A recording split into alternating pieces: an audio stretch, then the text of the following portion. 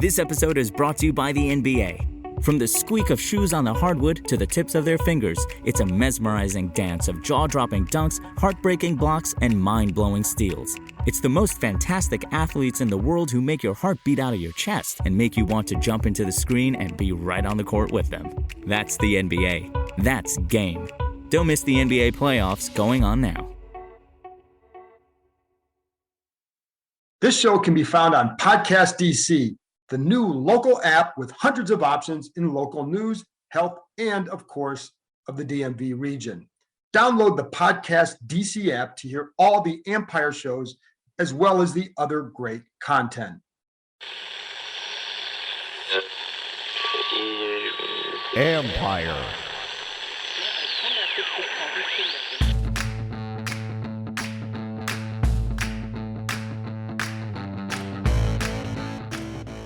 Hello and welcome to my podcast. Today, I answer a lot of questions for a mailbag edition of the podcast. Plus, I talk to Tailgate Ted to provide you some Father's Day gift ideas. You only got a few days, folks. If you want to buy your dad a smoker or a grill, if you want to forward this to one of your kids to do the same, just send us a thank you note if you do. My topics for the mailbag include receiver Antonio Gandy Golden, the quarterback competition, of course, my favorite moment on the beat, Scott Turner, and more. You can follow Ted on Twitter at Tailgate Ted. You can read my work on ESPN.com.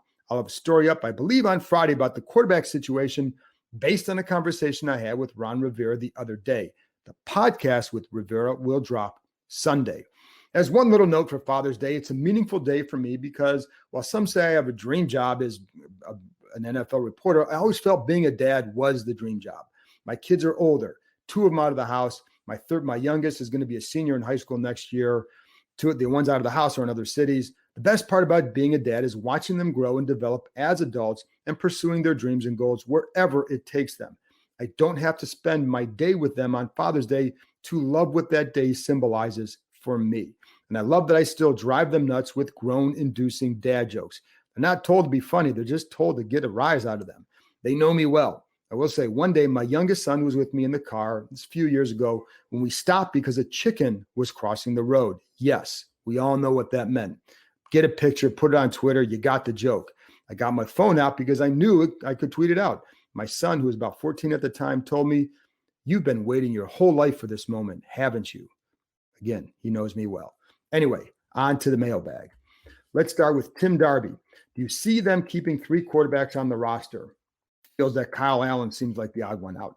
Hi, Tim. Yes, I do see them keeping three. I think if they had one clear-cut dude at quarterback, then maybe you go with two and stash another on the practice squad like Steven Montez. However, I don't think they have that guy. And you also have to remember that the last two times Rivera went to a different quarterback, he went to Kyle Allen. In 2019 when Cam Newton was hurt, and last year when he benched Dwayne Haskins. He is not in that QB competition as of now. He had the ankle injury, and I still think this spring he was dealing with some of the effects of that. But with questions about both Ryan Fitzpatrick and Taylor Heineke, there's no way you can just go in with those two, in my opinion. And then with Montez in the practice squad, a lot of questions about him too. It's not as if both those guys look dramatically better than Allen this spring. I don't think they feel that was the case, though Allen, again, was limited by that ankle injury. I also did the math. They can keep three quarterbacks, 10 O-linemen, 3 tight ends, 7 receivers, and 4 running backs, and be fine. Strict 9 wants to know, how likely is it do you think that Gibson's 3-down backup is currently on the roster? Peyton Barber lost some weight, but Ron Rivera doesn't think it will impact his ability as a power back, and instead like the quickness he showed this spring. We'll see how that translates this summer. I don't get too crazy over running backs in the spring. I did love how Antonio Gibson looked, just seemed more comfortable. But in general, you got to wait till you put the pads on to see what the impact is. I know going into the draft, they wanted to add another running back, and they did sign UDFA Jarrett Patterson. He, of course, would be more of a future third down back. And I say future, not an every down guy. Still curious about Lamar Miller. We haven't seen him in a game here to really know where he's really at. So if he doesn't look good this summer, then yeah, I can definitely see them looking to add another running back. And if they feel that if there's another running back that comes available, keep in mind the key word this offseason has been competition. They want to add it wherever they can. So if there's someone that's out there that they like this summer, I don't think they'd hesitate to bring them in. just because, again, they want more competition, but they've always liked Peyton Barber. So there you go. Hale.wft wants to know, what's been your favorite moment while reporting he says, for this franchise? It's on this franchise. No big deal. Favorite moment? That's a tough one. I'm not sure one moment sticks out to that degree, in part because, to be honest, I've covered a lot of bad football, but not everything deals with the games itself. So a few that do jump out in games involve the big plays by Santana Moss in Dallas on Monday night. Clinton Portis' touchdown run in Joe Gibbs' first game, an electric moment. Sean Taylor's return versus Dallas that led to that last-second field goal and the win. RG3's run versus Minnesota and the title-clinching win over Dallas in 2012. And I'd say 2012 was my favorite season just because of the novelty of RG3 and watching how the offense developed and the 7-game win streak, and watching how Griffin fooled defenses, how the offense evolved and how defenses tried to play them. It was a weekly session. It was a weekly session of learning, and I enjoyed that. And you thought you were watching the start of a decade-long run. Oops. I think last season was fun with Alex Smith's situation, the strong finish, Ron Rivera beating the cancer. It was, especially after the previous year was so dreadful, it was a refreshing change. Some other moments that really stand out are more behind the scenes, including Gibbs' return in general. I just remember how they rolled out a literal red carpet for him at the practice facility, seeing him get out of the limo, walk in and thinking, my God, this is real. I love talking to him every Wednesday after practice, getting his insight for that week, but also then you could ask him about Bill Parcells or other guys, and hearing stories about them and insight into those games was a lot of fun. His initial presser was packed way more than any other, and you felt the aura around him and the seismic moment for the franchise, especially in Dan Snyder's era. I remember Marty Schottenheimer's passion in his presser. That moment stood out too, because you could just feel basically at the end of it, you wanted to run through a wall. I'm just writing about him, but you felt like, wow, this guy can get guys pumped up. In a negative way, I'll also never shake getting a call early in the morning informing me of Sean Taylor's death and seeing every face full of grief at the facility. It was rattling. To be honest, there are so many other favorite moments because it's a job I like. And for the most part, people have been really good to deal with. I enjoy being in my office, talking on the phone to people about football. Sometimes it's just hanging in the locker room on a Friday, being with guys and getting to know them and reminding yourself that I'm getting paid to do this. Sometimes it's going to a Billy Joel concert at Madison Square Garden with JP and Pete and Mitch a couple of years ago, or crossing the Golden Gate Bridge with my buddies Paul Woody and Jim Dusabella back in the day when I was a young reporter and they weren't. Things like that. So there's a lot that stands out. And just, I think what really stands out is I enjoy my job. B. Paney wants to know, and this is from Instagram, really like the comment in the last pod from one of the other reporters about this being a big year for Scott Turner. Wasn't on his radar.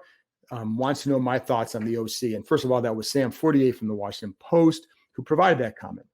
I think we'll get a good feel for Scott Turner this year. Look at last season. They started 4 different quarterbacks, lacked enough legitimate skill players. They added more skilled players, and even though there are questions at quarterback, I think they're in better shape. They have an excellent young back in Antonio Gibson, depth on the O-line. They should be much improved in offense. Like Sam, I saw glimpses from Turner as a play caller, and I liked how he tapped into the versatility of certain players, and you could see it. When there was a veteran quarterback in there, you saw it more. At times, I felt they were kind of bland.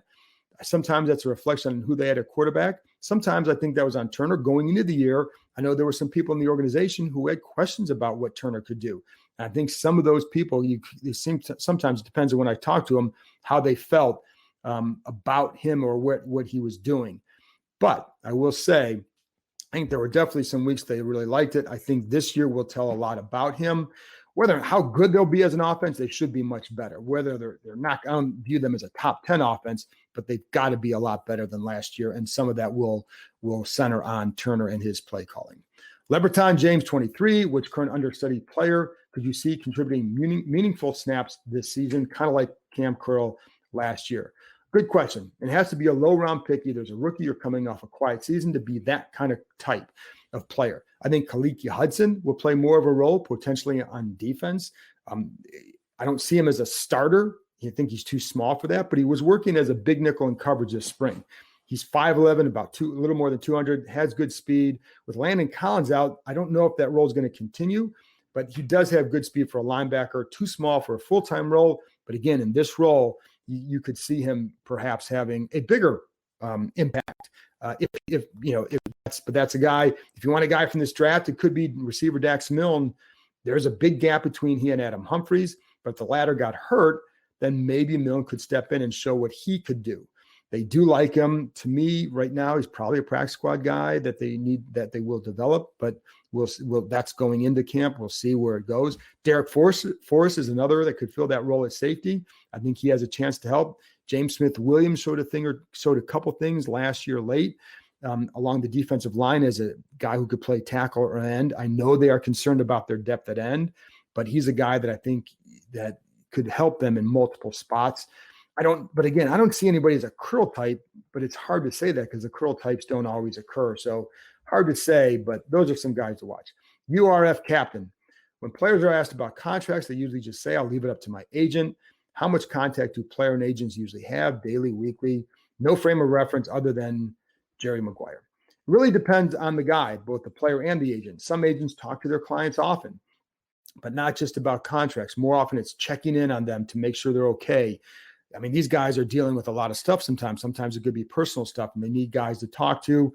Sometimes it's about arranging workouts or some other service for their clients, a nutritionist, maybe a massage therapist. The best ones I deal with establish relationships with them and look out for their needs. The best agents give their guys advice about how to improve as a player and investing in their future. Not just telling them what they should do, but providing them the person to do it with, whether it's somebody to work out with in the offseason and say, this is what you need to do. If you want to last this long, you've got to be doing this. And that's what good ones do. But they also look for guys who will listen to what they're asking them to do. And they follow up with more than just advice to help. As far as contracts, the younger they are, they probably want more information more often. In most cases, the agent will handle it and is not going to provide daily updates. There's no value to that. And it only serves really to drive the client nuts. And guys quickly learn that you can't get daily updates. Sometimes it's not even weekly. They don't want to always tell their guys about every offer because some might be so bad it would just insult them and tick them off. So why do that? I think usually when it's serious, that's when they'll let the players know. And the players like that. In Brandon Sheriff's case, I don't think he's the one who said that. I don't think he really is going to be sitting there worrying about what this is going to do. The guy's going to make $18 million guaranteed anyway. There's no pressure on him to get it done right now. So, I mean, in terms of like his life and all that. So he's not a guy who sweats the details of life, it seems. So, but in there you go. All right. Pedro Smith, better chance of making the roster, AGG or Kelvin Harmon? Big John 1906 on Twitter also wondered about AGG. Antonio Gandy Golden, of course. It depends if they keep 6 or 7 receivers, and I'm guessing 7 right now. There are a few things at play here. AGG was their draft pick, though it was a different group running the draft. It was the same coaches. They inherited Harmon, but they do like Harmon's physical style. And I think he'll have to show that he can be more than just physical and separate from defenders. I also think they'd like to keep him around some way because if he doesn't make it as a receiver, I could see them seeing if he'd want to put on some weight and play tight end. Now, that would be down the road. That's not for 2021. Right now, the locks would be Terry McLaurin, Curtis Samuel, De'Ami Brown, Adam Humphries, Cam Sims. That's 5, so there's room to keep both AGG and Harmon. Then it depends on what Milne shows this summer, or whether it's one of the DeAndre Robertson. Does Steven Sims, does he change their opinion of him and make some plays to get in there? Isaiah Wright. So there are a few others in there, but they do want some size on the outside, and both AGG and Harmon have it. They could also, assuming the league maintains the same practice squad rules as last year, Washington could place them on the practice squad, one of them on there, but of course that would be a risk. And I don't view either guy as anything other really than a back-end receiver on the roster at this point. I think there's more to learn about AGG, about what his ceiling really is. He had one strong day in minicamp, but it really was a strong day in which he made some terrific plays down the field. Made, I think, 2 or 3 plays, and I talked about it on the podcast after that day. Didn't see Harmon getting a lot of separation, but he did have another. Again, he had a day in practice where he too won downfield. Not going to be a strength, but again, in the red zone a couple years ago, he did a better job because of that physical style. So I think he adds value as well. They also saw glimpses of AGG on some screen passes and the way he ran the ball after catching them that I think intrigued them. So if I had to say which one had the better chance, I'd say AGG, but I think there's a chance that both will be on there. Gerard Hormiga, sorry if I pronounced that, butchered that one, but anyways, from Instagram. How do you see the quarterback competition playing out in training camp? How many so-called bad weeks do you think it would take from Fitz to see Heineke start in the burgundy and gold? And this is the last question. I have a hard time believing anyone other than Fitzpatrick will start. Rivera prizes the veteran savvy and considers this still a young offense, so it's worth even more to him. But I don't think Fitzpatrick's play this spring suggests he should be the absolute lockdown guy for 17 games. I think it suggests that you need to see more, and he needs to go out and still prove that he should be the guy. They were pleased for the most part with Heineke. I don't think the gap is so wide that Heineke couldn't close it this summer, but it would require Fitzpatrick to play poorly. I also don't think Heineke's background suggests he should surpass Fitzpatrick without throwing a knockout punch or two this summer. However, if they start slowly, then yeah, I could see a change shortly into the season. Last year with Haskins should serve as a guide, but some of that too was based on what they weren't seeing, a quarterback who was taking every day seriously enough. When Rivera was done, he made a move. As someone outside the organization reminded me the other day, Rivera is good at having a pulse on the locker room. If he thinks Fitzpatrick isn't getting it done and Heineke is wanted by others, then he'll make the move, or whoever it is. And a year earlier, he made a move to stick with Kyle Allen rather than bring back Cam Newton, who was dealing with some injuries. And there was some thought he could come back. They ended up putting him on IR because they liked what they were seeing from Allen, and they just wanted to make sure that Newton healed up. I think Rivera would make a move sooner rather than later, knowing he has other options who might provide a spark. And again, because I don't know that the gap is so wide, I will stress to everyone listening, though, that when I talk to others outside of Washington, they don't view Heineke as anything other than a backup who could provide a spark or two during the season. But it's also more than what people thought about this guy last year going into the season or going into December. Doesn't mean that's all he'll become. I'm just sharing with you how he's viewed, just for some perspective. I also think most view Washington as needing to find that guy after this season. I think you knew that, though. That's it from me. After this break, I'll be back with Tailgate Ted talking smokers and grills for Father's Day gift ideas. This episode is brought to you by PayPal. Online. It's where PayPal was born. But it's not all dancing cats and double rainbows in cyberspace. I mean, 1 minute you're trying to outbid Soup Boy 99 on some antique spoons. Next thing, your bank account is nothing but tumbleweeds. But now, PayPal has ventured out into the real world with non-dancing cats and actual rainbows, ready to help you start taking payments in person. It's a safe and easy way to get paid. Just generate your unique QR code in the PayPal app for customers to scan and start accepting PayPal in person today. Learn more at paypal.com/us/getQRcode. This episode is brought to you by HP Instant Ink. No one is reading your mind, but HP Instant Ink knows when your printer is running low and sends you new cartridges, so you never have to think about ink. Save up to 50%. You'll pay less than $5 a month for ink and never run out again. Find out if your printer is eligible and enroll today at hpinstantink.com. Conditions apply. For details, visit hp.com/instantink Spotify.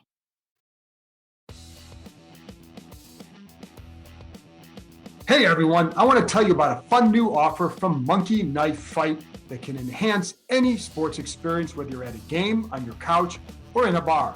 It's a daily fantasy sports league that is easy to play.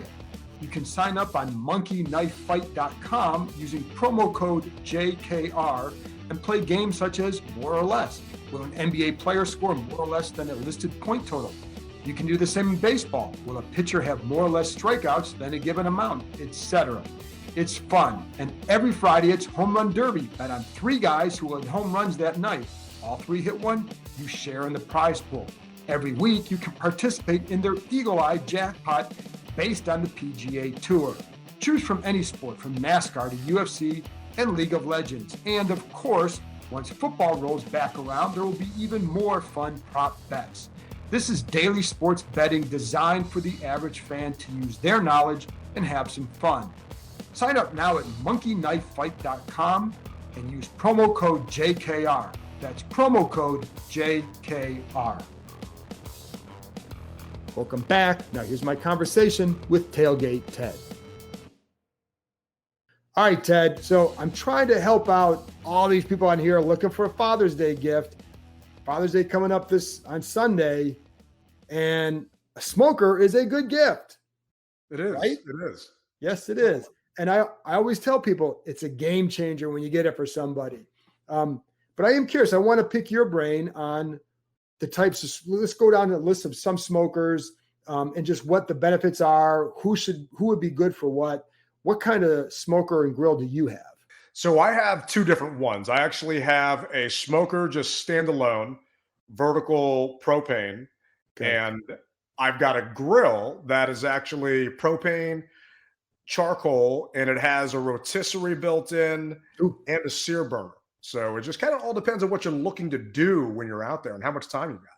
Right. And I started off with a vertical smoker, propane, and then I decided I really wanted to devote every minute of a 9-hour session to smoking. So I got an offset smoker because, that, as you know, like that's a lot more intensive and it tastes good, but it's intensive. So what do you like about your smoker? And for somebody like, we'll go down with the vertical propane smoker. What are the benefits?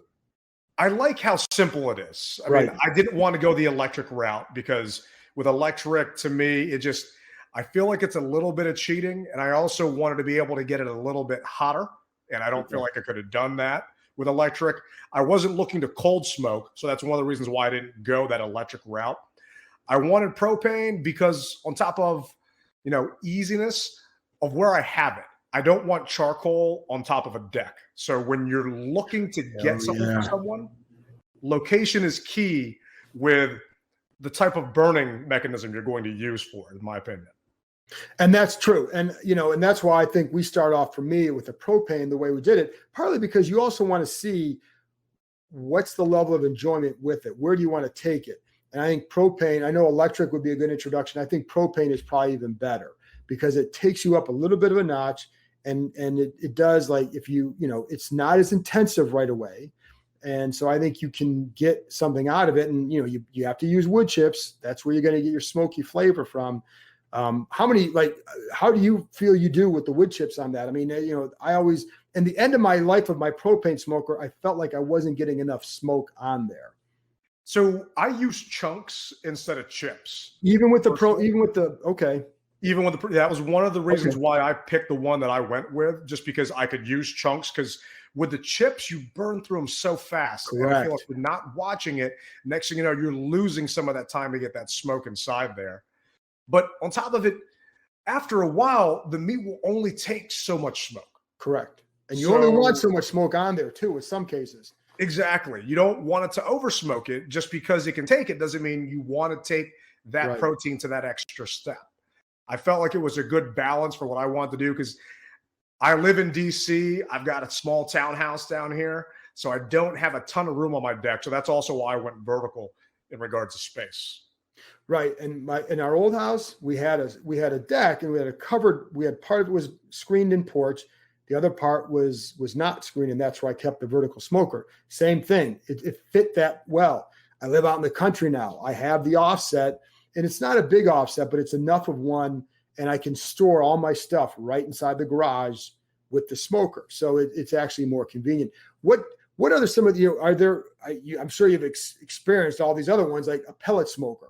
If somebody wants to buy a pellet smoker, what would you tell them?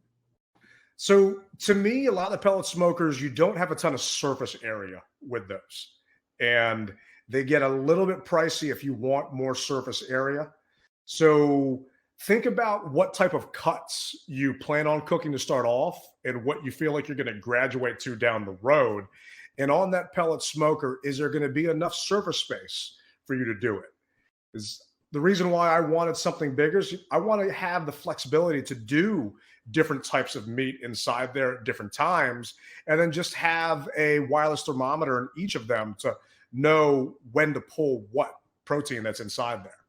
And I feel with pellet, you don't have that capability if you want to cook for a large quantity of people. Yeah. And I haven't used a pellet smoker. I know, I think I think Bram just got a pellet smoker. So I believe he did. Yes, he did. And I know he did a lot of research for it. And I know that he's been very pleased with what he's cooked so far. How about I have the offset? My take on that is, it especially depends on where the chimney is, if it's a reverse flow smoker or not, but you're still getting, what I like with the way mine is built is you are getting smoke that's covering the meat. And that's what I've always liked about it. That's why I was intrigued by it. And so I've liked it. The hard part with the offset smoker is you do have to devote a lot of time to it. And you are monitoring. If it's a 9-hour job, I'm out there every 35, 40 minutes or so, making sure that the temperature is where it needs to be. So I have to set aside a day. That doesn't bother me. But if somebody doesn't have that time, it's not going to be the one for you. Agreed. The other thing, yeah. And what the other thing is too, with some of these offsets, if you don't get one that's really at a certain level, you're going to have to put gaskets around to make sure the smoke's not seeping out. That's what I found too. Have you had any experience with the offsets? So my brother-in-law has an offset, and he used to be in the neighborhood, and he also had a big green egg. And he went from the egg to the offset just to be able to get more of that smoke inside there. And it really is what you're saying. You just have to be willing to dedicate that time. But I feel that you know what you're getting yourself into when you're looking for an offset and you have that space. And, if those you don't, you're listening to this to get some tips. And some of the things with the offset is you don't have a large margin of error that you do with an electric, a pellet, or a propane. And it's not uncommon for people to start with something on the easier side to manage just to see how often they're going to smoke. And then they do like what you did and move to a different one. That's exactly what I did. I wanted to see where it's going to go. But what I'll also say, if you have the offset and let's say you're painting in your bedroom, don't say, I'll get down off the ladder in 15 minutes and check the meat. Get off the damn ladder now because so I've learned that from experience. Sometimes you get a call and oh no, this might be a long interview. I've got this out there. So, but I will say I enjoy the process. So that's why I liked it. The big green egg. What's your experience with that? I'm sorry, not to cut you off, but that's for anybody. Those are obviously more expensive. You can get an offset in that $500 range, pellet in that same range. The vertical one you can get, less than that. The big green egg is $1,000. No. Yeah, they're not cheap. If you want to get an XL, you're looking around $1,000, but they're very, very versatile. I used to be a judge at an event in the DC area called Dizzy Fest, and we'll go out there. And the one big thing with Dizzy Fest is everyone is using a big green egg to cook, but it's whatever you want it to cook. People were baking cinnamon rolls in there, making pizzas, doing briskets. I mean, if you want to smoke, you can smoke. If you want to grill high heat, you can do that. If you want to bake pizzas, you can do that. Where these vertical smokers, these pellet smokers, it's just meant for smoking. Correct. So if you want something with a little bit of versatility to it, an egg could potentially be that one-stop shop for you. And then they have a lot of different accessories you can throw on after the fact. Right. And I have, in addition to my offset, I have just a regular old kettle grill because that gives me the ability and I've used that as a smoker sometimes for certain things. I'll smoke chicken wings on there versus my smoker because I feel like it crisps up the wings better. I'll smoke, if I'm going to grill a pizza, it's going on the Weber grill, not the smoker I tried it on the smoker one time and it took longer and it wasn't as good. It's got to be on the grill. So you're right. That's that versatility. I have two things to do that. Ron Rivera is big on positional versatility. He'd like the big green egg. Yeah, I'm sure he could definitely use that one versus having a bunch of different. You only have so much room on that 53-man roster. So you want to make sure, or you only have so much space on your deck. There you go. So I think that about covers, I'm thinking, I don't know what, I guess you can get, go with a pit barrel build or a pit barrel smoker too. I haven't used that. That's not something I've actually delved into. Okay, me neither. Yet. So somebody can, if you want that, do your research. We gave you what we know. The last thing on this, Ted, what are some other accessories that you think would make a good gift? I'll say this. if you want a thermometer, what would be a thermometer? I'm going to say that word again, thermometer. What would be a good thermometer for somebody to buy? You can't go wrong with an instant read wireless thermometer if you have the ability to connect it to a Wi-Fi or to connect it to Bluetooth, because just like you said, you're on that ladder and you don't know what that temperature is. You can set those alerts up. I've got mine outside. I've got a Wi-Fi thermometer, 4 different probes in it. That's something great for someone that is grilling. That's great for someone that's smoking. I use it if I'm making something in the oven, frankly, just to throw that inside there. That thermometer is very, very versatile. And I don't see anyone that would be upset with you getting that as well. I would agree with that. And I've had 2 of them. And I've had 2 of them because I keep dropping them once in a while. So, and once, you're dropping them on it, like unbelievable. Or it's just, but you're right. We use them in the oven all the time and they're great on the grill. And exactly for what you say, I can bring it into my office. I can see the temperature and what it is. And there you go. So it's especially good for when you're doing any meat, but like the brisket to see where is it still in that, what part is it at and all that. So big help. Ted, great stuff. Now, I want to go smoke. Sounds good, John. Yeah, there you go. Have me on. Well, thanks a lot, Ted, for coming on. Thank you. This episode is brought to you by Simply by Frito-Lay. These days, you have a lot going on. But now, thanks to Simply by Frito-Lay, you have one less thing to worry about. So kick back and enjoy your favorite Frito-Lay snacks with ingredients to feel good about, like Simply Blue Corn Tostitos, sea salted Ruffles, and even white cheddar Cheetos Puffs. All made with no artificial colors or flavors. Enjoy what you love and look for Simply brand snacks online or at a store near you. What's up? It's Mike Jones from the Football Jones podcast. I know you're enjoying your time with the John Keim Report, but once you're done, I want to invite you to come over and check out my podcast. Each week, we take a deep dive into some of the most pressing topics around the NFL. High-profile guests from the coach, player, and front office ranks, as well as the top league insiders. Check out the Football Jones podcast, another fine product brought to you by Empire Media. That's it for this episode. Thanks to Ted for joining me, and thank you, as always, for listening. We'll be back on Sunday with Ron Rivera. Talk to you next time.